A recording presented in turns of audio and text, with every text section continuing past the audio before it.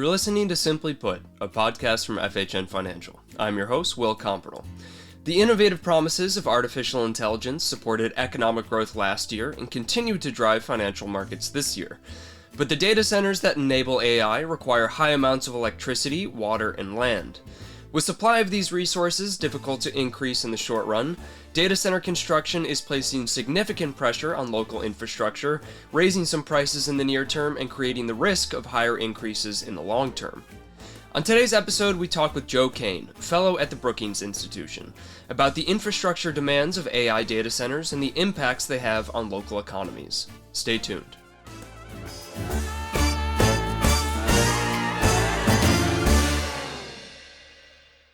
Coming up soon, our interview with Joe Kane, but first, a quick market update.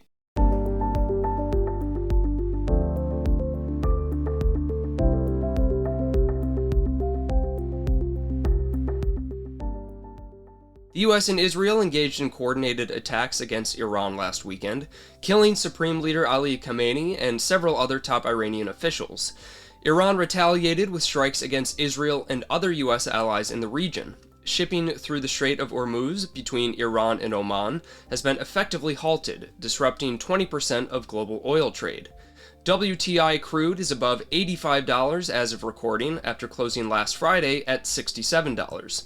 Unable to ship existing supplies, oil producers in the region have started to reach storage capacity and are taking steps to shut down production.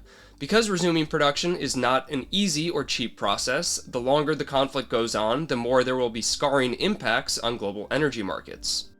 The Treasury market sold off 20 to 25 basis points this week as inflation fears pushed up bond yields and postponed expectations for additional Fed easing.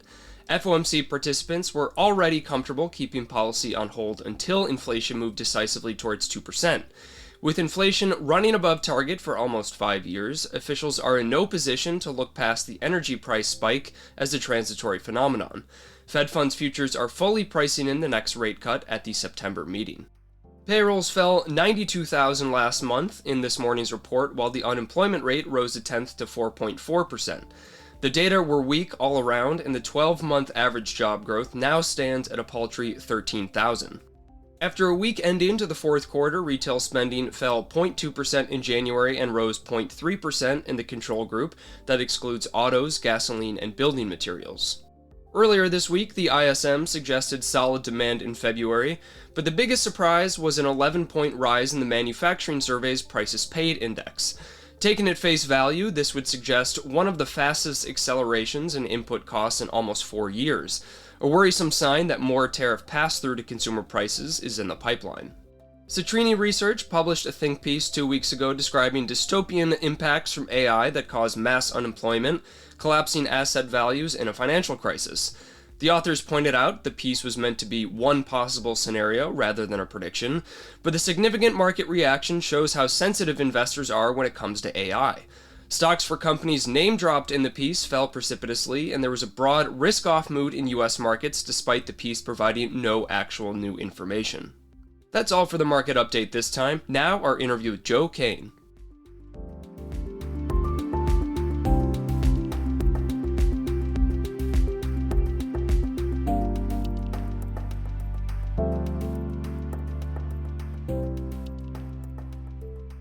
Our guest today is Joe Kane, a fellow at the Brookings Institution focusing on infrastructure issues. Joe, thanks for coming on the podcast.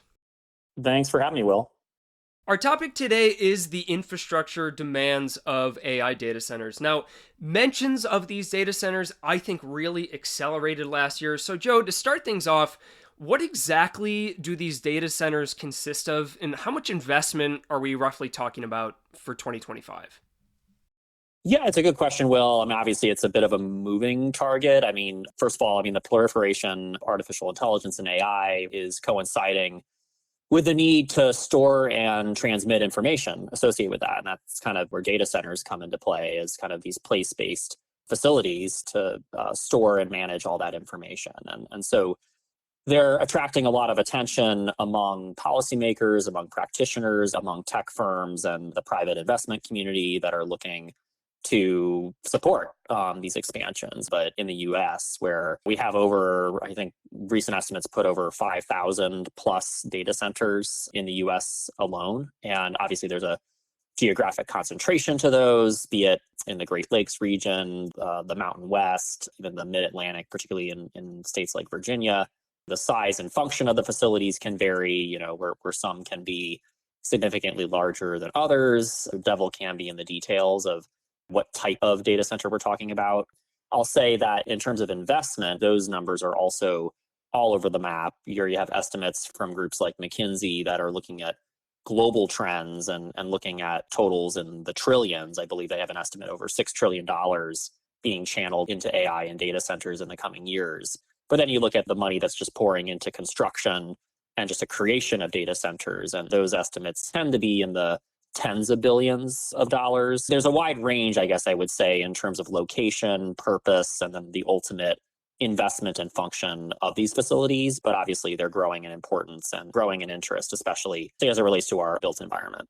So the geographical context, I know you mentioned some regions around the US, but I think that context is really important to think about the infrastructure demand. So what is driving the decisions for where to put these AI data centers? Is it tax policy, the natural resource environment, the availability of high-skilled labor? What is causing companies to choose the regions that you mentioned? I'd say, well, it's all the above or some combination of those factors. Certainly the economic development potential, whether real, imagined, or projected, is, I think, the ultimate allure for many state and local leaders that are looking for, job creation opportunities. They're looking for additional property tax revenue.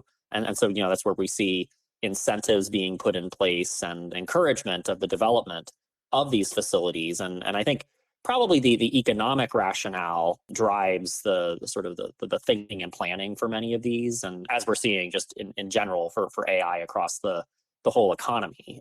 So I think that's kind of the lead on all of this. But what I like to stress, as I'm sure we'll talk about more, is the infrastructure and built environment dimensions, be it water use, energy use, land use. I would argue, and kind of generalizing here, but are more secondary, to those economic development rationales, if you will. And so ideally, there needs to be, in my opinion, and this is what I've been researching, kind of an integration of those economic considerations alongside these infrastructure and environmental considerations. And I think we're seeing that in fits and starts across the country, especially as more of these facilities come online, and understanding on the part of state and local leaders that once they build these, there's tremendous impact on the surrounding community, and not just sort of the hypothetical economic development potential of them, if you will. So I think there's a whole host of factors, and obviously depends on exactly where you're looking and looking at the economic and market context in those places.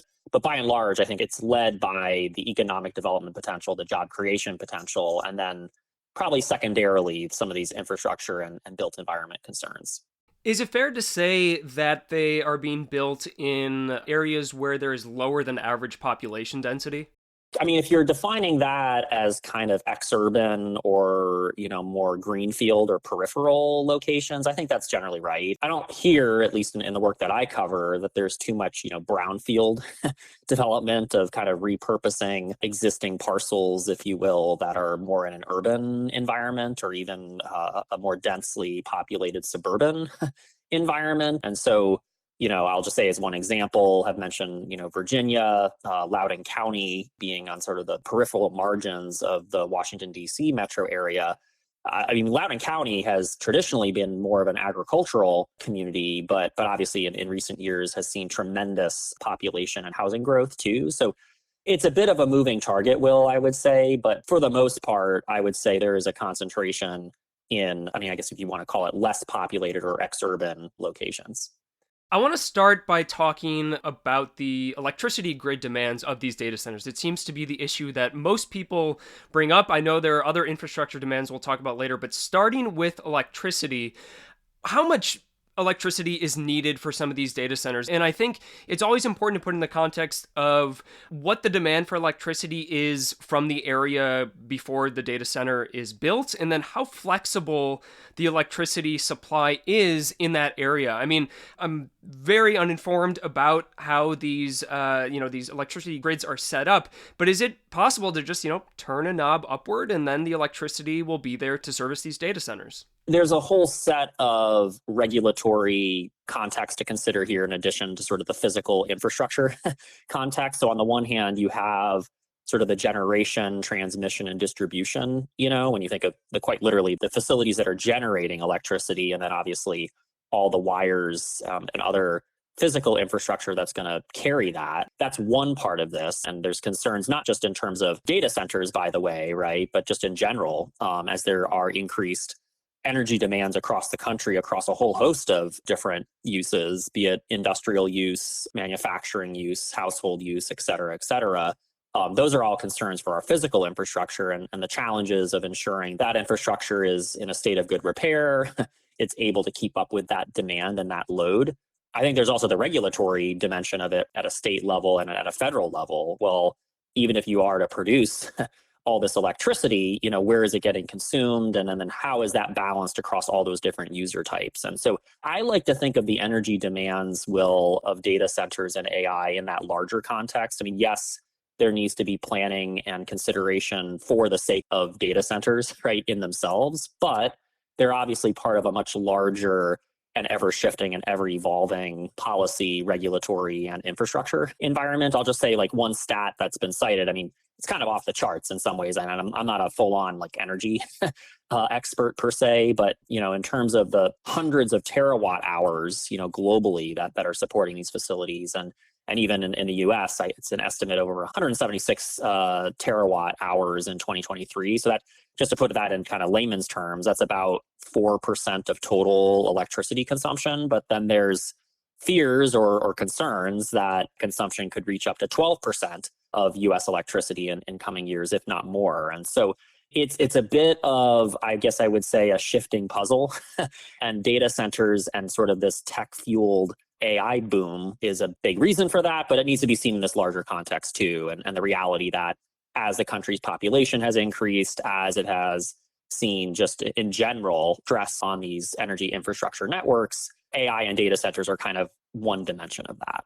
That's a remarkable stat, and I think a really helpful context. Now, the big question, I think, about whether these AI data centers are the villains that some people make them out to be, or more benign at this point, is what can we say about whether they're driving up prices for local households for electricity?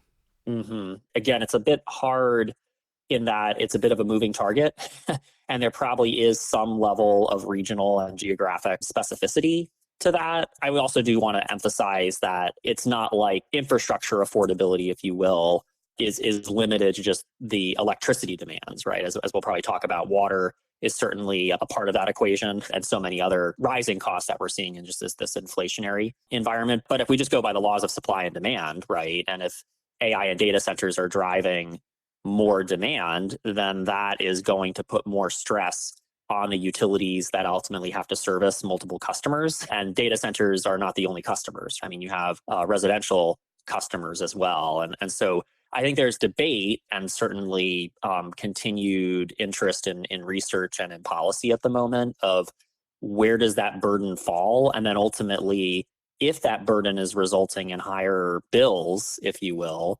then how can policy address that, right? Does it mean, hey, there should be a limitation or restriction on the construction of new data centers? Should there be, on the part of the tech firms that are putting in these data centers, should they be subsidizing some of these infrastructure improvements so that those costs are not fully falling on the utility shoulders or other customer shoulders? And so I think it's a bit of a balancing act, probably, in that, yes, there are concerns, understandably, around costs, and especially as it relates to electricity bills. But those bills are rising for a reason in the pressures we're seeing in our infrastructure, where those pressures are resting, which tends to be on the utility shoulders. And then, the utilities, you can't get blood from a rock. They have to get the money from somewhere. It's evolving in real time, but those are some of the factors that I would consider when thinking about affordability. I've heard an argument that counterintuitively, these AI data centers can actually lower household electricity costs. And I want to hear your take on whether there's any evidence for this. But the argument essentially is that most of the costs to set up an electricity grid are the upfront big fixed capital costs. Whereas the marginal cost of extending a power line to the next household is quite small. And so when an AI data center moves in, it now means that the average cost is spread out over a bigger population of demand. And in that way, it actually can lower the costs of some of those local households. Is there anything to that, or does this tend to not be the case? And I think it all goes down to capacity, if you will. By that, I mean like technical, financial, managerial capacity of, well, if you have, let's say, a big tech firm coming in, I'll just say arbitrarily like Amazon, they obviously have greater technical financial capacity to potentially support said infrastructure upgrades, as you described, kind of those upfront capital costs and what that means for sort of the larger system, if you will, beyond even the data center, perhaps in coordination with the utility. But I don't think there's any guarantee, right, that they're going to do such a contribution to bettering infrastructure unless probably the right incentives, be it, carrots and sticks, are put in place for them to do that. Again, as we were just talking about, where does the bill go? If the tech firm is not ponying up the money for that, the burden has to go somewhere. It's something I wish I had a clear answer, Will, right now for it. Perhaps it's an issue worth monitoring closely. And then I would argue it's closely tied to this issue of capacity and then ultimately burden of responsibility. And by responsibility, I mean who's actually paying for these upgrades. And then ultimately, how is that being either controlled via sticks, regulation, or carrots, being incentivized. You talked about that trajectory of the share of electricity going to these data centers really rising over time. I have to think that at least for the next few years, the next decade, the demands are going to go up. But as you see it, if you looked into your crystal ball and just kind of made these trend lines and extended the trajectories of all these different things, are we running into some sort of crisis for electricity grids where these data centers are? Are we kind of on a really unsustainable path where we're not going to be able to ramp up power supply where these data centers are, and we might see a kind of infrastructure crisis? Or do you think the supply will be able to adjust even if there's higher prices in the interim and, a bit of pain in the middle? Yeah, I mean, you can talk in broad strokes about it. I would stress that it isn't just the electricity side of this. Certainly the water demands and other sort of built environment demands are all part of the equation here. And so when we look at total demand and total consumption of electricity and these other resources, data centers are certainly a big user, or I should say an increasingly important user, maybe is the better way to put it. But they're not the only user. And so they have to be balanced alongside all these other purposes and needs across the whole country and across the whole economy. I mean, we heard similar concerns, at least more recently, around the proliferation, for example, of more electric vehicle charging stations. So like if there were to be more electric vehicles going across the country. And I think this was more of a headline item, if you will, during the Biden administration, when there was a lot of federal money supporting these upgrades across the country and incentives for people to buy electric vehicles. Understandably, that relies on a whole new network of charging stations, pun intended. That's going to create a shock to the system. So I only bring that up as another example in that yes, data centers might be like the soup du jour right now, and it's the hot item that everyone's talking about, but I don't think it should be the only item that people are talking about. It's one of many different and evolving demands that are hitting our infrastructure systems, including our grid.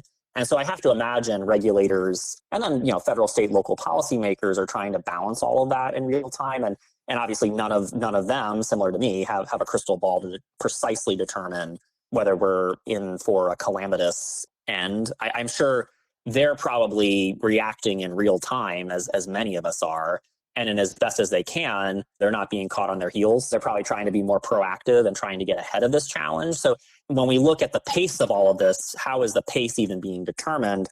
Probably that's partly being determined by the tech firms promising all this money and this investment. But it's not like state and local leaders have to kind of be like dog chasing the car of like meeting that timeline, right? I don't know if all of them have that burning, necessity to expedite all of these, but some I'm sure have more of that burning desire to do that. And so I see, again, data centers being one of many evolving uses and demands on our electricity sort of infrastructure, if you will. And there's going to be probably going to be a need for proactive response in terms of regulation, policy, and leadership all across the country.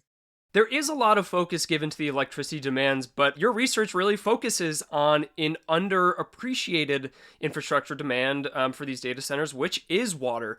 So why do these centers require so much water? And can you put it into context again of, if they move into one of these ex-urban areas, how much have they increased the demand compared to the existing community before they moved in? When these data centers are entering a region, they're also entering a rich context and history of water infrastructure. And by water infrastructure, pipes, plants, natural systems and facilities, aquifers, surface and groundwater sources, green and gray infrastructure, and then ultimately the local water systems or utilities that have to manage all of this. Typically, the need for water in data centers and AI more broadly is for cooling purposes, right? So when you have systems and servers that are operating at full capacity, you need to cool the heat that is produced as a result of that. And so where then does the water come from is really the big question. And then what sort of pressures does that introduce or add to our existing water infrastructure system? We're seeing, I think, a lot of positive steps in the right direction of what are known as closed loop cooling systems, which can reduce freshwater use by up to 70%. There's improvements in air cooling and immersion cooling. So basically, various technological upgrades are helping reduce the overall water footprint, if you will, of these facilities. But I still don't want to underestimate the total water impact. Large data centers can use an estimated 5 million gallons of water each day, which is about equivalent to the needs of a town of up to 50,000 residents, right? And the scale of this, the magnitude of it, and then ultimately the precise location of it really, really matters. Where if you're talking about these water needs in, for example, the Southwest, Arizona, Nevada, et cetera, those are already water-stressed regions that are then adding on top of their existing stresses, these AI and data center purposes, which again bring, potential for economic opportunity, but that needs to be balanced against the environmental impacts and resource constraints, because it is very much a zero-sum, equation, or even a, declining, equation, because in those sorts of places, the Colorado River, which is the primary water source, is actually declining over time. And you stack that alongside increases in housing and other purposes, it leads to a lot of pressures. The water infrastructure dimensions of this, similar to the energy infrastructure dimensions, are very real. They are growing in importance. They're growing in urgency. But again, not simply because of data centers in isolation, but data centers entering what is already a pretty stressed infrastructure and built environment network. Now, as far as ramping up the supply of available water, I know you talked about efficiency of using 70% less water, but when it comes to generating more supply compared to power, we can find new ways to harness energy from fossil fuels, nuclear power. There have been a lot of efficiency gains there over the last few hundred years, but as far as I can tell, creating new water or creating new sources of water is a lot more difficult. So is this supply a lot more inelastic than the electricity grid that we were talking about before? I think that's generally right. I would stress too, Will, that it's not like you plug a straw in and you just drain the water. There's a whole host of governance issues at play in like where the water is coming from and who manages that water. There's over 50,000 utilities or water systems across the country. And so these water systems don't line up very neatly, even with our jurisdictional boundaries. There can be challenges just in general, not just with data centers, although data centers, I think, are becoming a bit of a sort of emblematic of this, is that there are challenges for these systems being so fractured and fragmented and localized that they don't have the capacity to manage these demands over long time horizons, let alone in flexible and proactive and nimble ways. They're basically just wadding up the chewing gum and putting duct tape on their existing systems just to keep everything going. And then you introduce this new shock to the equation. Oh, and by the way, You look at other shocks, be it flood or drought risk, the target in water management is getting harder and harder to hit. When you think of elasticity and kind of, the demand for water and how much water there is, that quickly runs into issues of water governance and actually who is responsible for managing this. It also runs into issues of investment where beyond data centers, this is according to US EPA estimates over the next couple decades, but water utilities are going to be responsible for over $744 billion in capital improvements over the next couple decades, right? Beyond even the AI and data center. They already have such a huge laundry list of upgrades that are going to be needed for these systems to just simply provide safe, reliable, and high quality water to users and treat water. That price tag is probably only going to go up further, right? So just it's important, I think, to bear in mind the water supply with these underlying governance and investment concerns as well. This might be a bit of a silly question, but when you say that water is necessary to cool these, I mean, does that just mean they pour a bunch of water on some really hot machines? I mean, can you elaborate on how water factors into this process? Well, it depends, and again, I'll admit I'm more of a planner and economist by background. I am not an an engineer, right? From what I know and from what I've researched, right, it depends on the technology you're talking about. Again, traditionally, you're cooling a lot of these servers via air conditioning. My understanding is the design of these facilities. Again, it probably depends on the specific facility you're talking about, but you'll have these cooling rows, right? So you'll have a really hot row of servers, and then you'll have a very, very cold blast of air that are probably behind or in front of it to keep the servers cool. When you have a chiller unit or you have air conditioning, right, that's going to require water to create that air conditioning. Now, at the same time, I mentioned very briefly, there's immersion cooling. Now, immersion is kind of, as it implies, you're literally immersing or dipping the servers in not water directly per se, you're dipping in a solution that is intended to cool it down. The technology behind all of this is very much evolving rapidly in real time. The tech firms have a huge, huge motivation to encourage that innovation, and because it's going to ultimately require less water and it's going to lower costs. There's a lot of private interest and investment in this right now, and in a good way, that it is leading up to greater efficiency, greater reliability, greater sustainability in terms of our water resources. But it's going to depend on the technology and the proliferation of that technology. Now, as far as the flexibility of the water that's used, does this need to be very pristine? Can it kind of be dirty? Can it even be salt water? Or does it also include the energy demands that go through intense filtration? As there are multiple demands for electricity, there are multiple demands for water. And you start to get into issues of not just, hey, we're just draining fresh water from off-site, if you will. There is water reuse, right? And we see this, I mean, a lot of people aren't even aware of this at a household level, right? But a lot of utilities beyond data centers, they are reusing water, right? Wastewater can be treated and reused for other potable uses, which might freak some people out. It's like, wait, I don't want to have to ingest like wastewater per se, but the treatment technologies around this have evolved so much in recent years that it isn't just a science fiction reality. It is very much what is already happening. We hear about this also, again, not specific to data centers, but with desalination technologies, places like San Diego, for example, have made huge, huge investments in desalination, meaning that you take actually water from the ocean, which is obviously salt water, and you rely on desalination to remove the salt to then basically create a more reliable water supply. With that said, there's a whole process involved in that, and that process can be very energy intensive. There's very much this energy water nexus at play where you need water to cool down, on the one hand, facilities that use a lot of electricity. The water itself needs a lot of energy and electricity to be treated. So it's a bit of a balancing act that we're seeing here. And so I don't want to sort of make a carte blanche statement of like, yeah, you can just use salt water here. Like, I'm not as familiar about the specific tech, specifically how it's evolving in particular data center facilities. But I would just say that this is all the more reason why there are investments and steps towards additional water reuse. And it's not just something that we're seeing, again, in the context of AI and data centers. It's something we're seeing all across the country for other reasons too.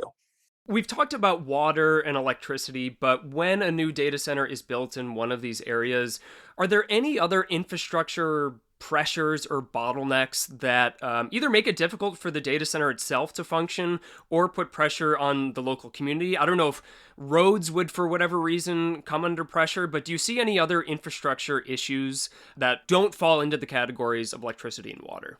I would look at, the materials, of course, that are being used for these facilities. And so, aluminum, steel, et cetera, those are obviously more coming off site. So you have a whole sort of supply chain and logistical consideration here to even create these facilities. Now, once the facilities are created, though, I mean, you do have to look at the land use impact. And a lot of people, when we think of infrastructure, I mean, I guess we all have our different sort of definitions for that. It's a bit of apples and oranges. But infrastructure isn't just literally these large public systems, be it roads, water systems. I mean, energy tends to be more privately owned, but it's still these larger interconnected systems. There's also land, right? And the intersection of all these connections and other sort of energy and water systems. And land is probably the hardest, in my opinion, the hardest nut to crack here, because they are huge facilities that take up acres and acres of land. They are not in any way human scale development. So what does that mean for our larger built environment? Like you're effectively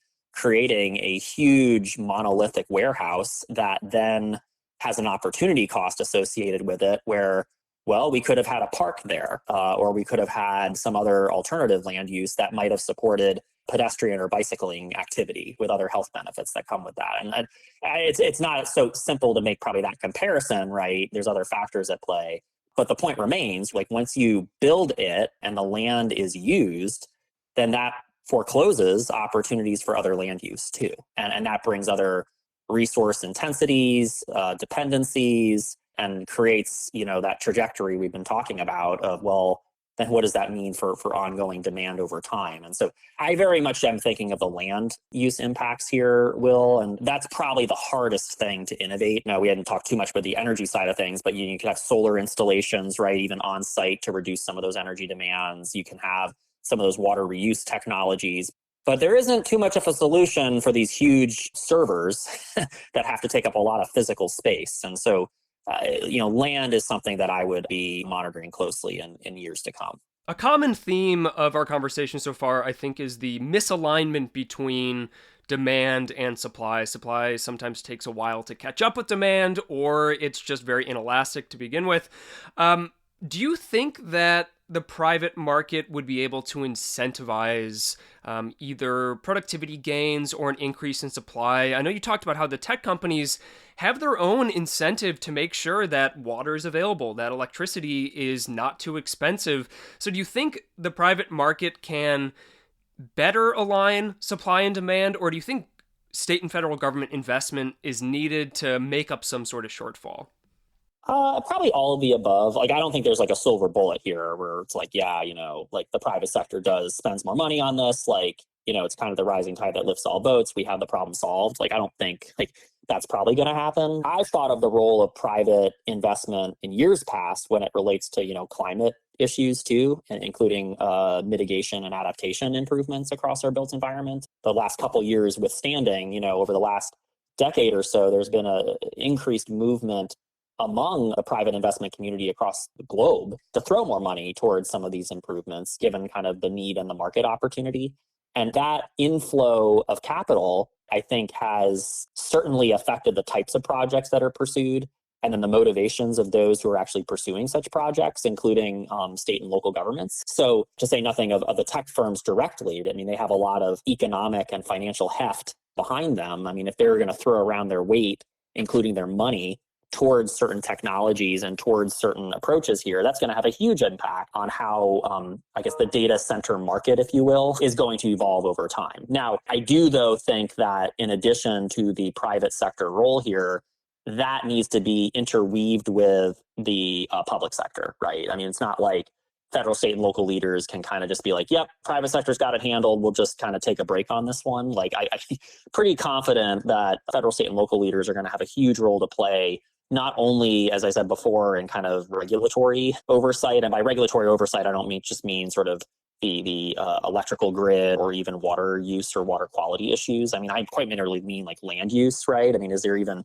zoning approval for these facilities. So we're talking, down to a county or municipal level, the importance of public leaders on these issues. And then subsidies or incentives, either just bring the tech firms in to do these projects or to steer how those private entities actually do the projects to begin with. So to me, Will, there's probably a combination, as you're talking about here, in this misalignment of supply and demand. Like, there's a role to play from the private sector in that, and there's of course a role to play for the public sector. I mean, that's the role of policy, right? There's clearly a market failure here or policy failure happening in real time. And so that's going to require some sort of intervention that we're seeing that in some ways, I think, already. Like, it's going to require some intervention from both public and private leaders.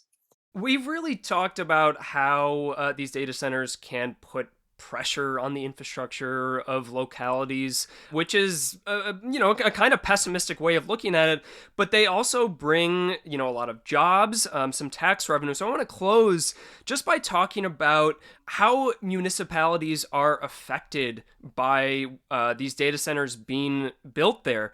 Do we generally see that an area will benefit as far as, again, tax revenue, maybe jobs created, or can it be a strain overall, especially if places are giving away generous tax credits in order for these data centers to be built there? Yeah, I mean, it's a classic case of economic development opportunity, Will, right? What sort of incentives are being thrown at, in this case, tech firms? Any entity that is kind of in a site selection process, if you will, you're trying to lure someone to come in and invest in your region. It's a balance of what are you throwing at them to bring them in if they weren't already going to be coming in willingly or voluntarily.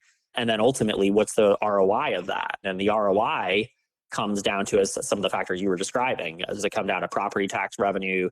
Does it come down to the jobs created, not just the number of jobs, but the quality of jobs? My own 2 cents on it is we're still in early days of this, relatively speaking, that it's hard to determine, at least consistently across the country, like what the ROI is of these facilities. And I think there's a lot of understandable skepticism on the part of some state and local leaders of, well, are the job benefits really as good as they're being proclaimed? Because the data on this is not great. The information we have at our disposal, at least publicly, is based on whatever the tech firms are given on this. And you're talking to a researcher here.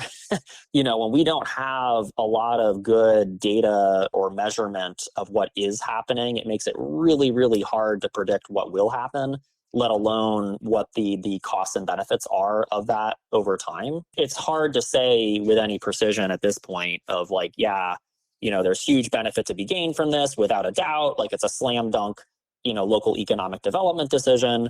But at the same time, you probably can't also be overly critical of them and be like, well, the costs outweigh the benefits and you shouldn't do this, right? Like, I'll just say from my perspective, thinking very, very closely, again, in terms of the infrastructure dimensions, and what we do know is that the infrastructure impacts of these facilities are large, and they are not just bringing hypothetical costs, but they are bringing real costs in real time to these communities. And so that has to be integrated in all of these economic development conversations. It isn't simply about, running a balance sheet, sort of calculating, hey, jobs created, and then how much does it cost to kind of bring in the entity. It also needs to be very, very much tied to the land use impacts, the energy impacts, the water impacts, and so on. Joe Kane, thanks for coming on the podcast. Thanks, Will.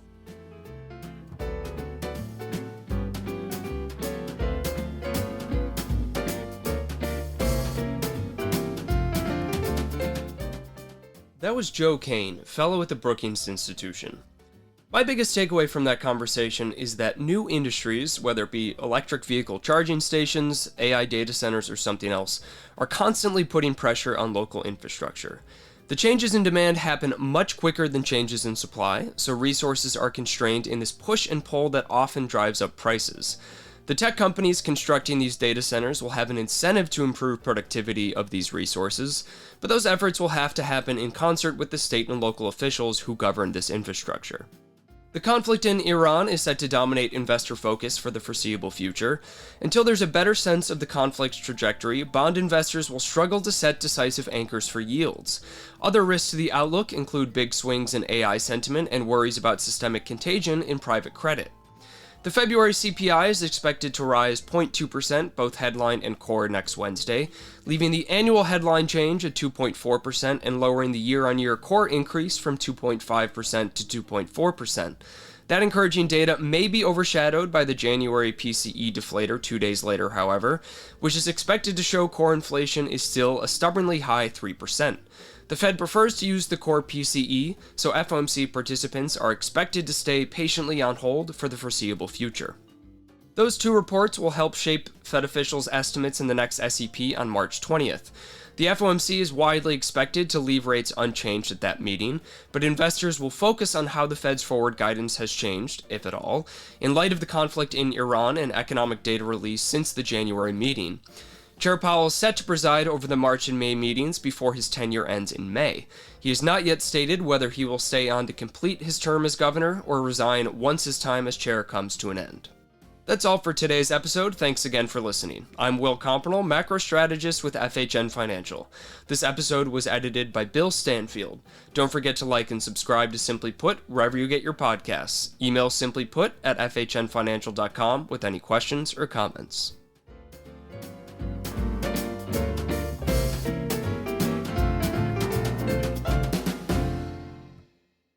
This podcast is presented for informational purposes only and is not intended as an offer or solicitation with respect to the purchase or sale of any security.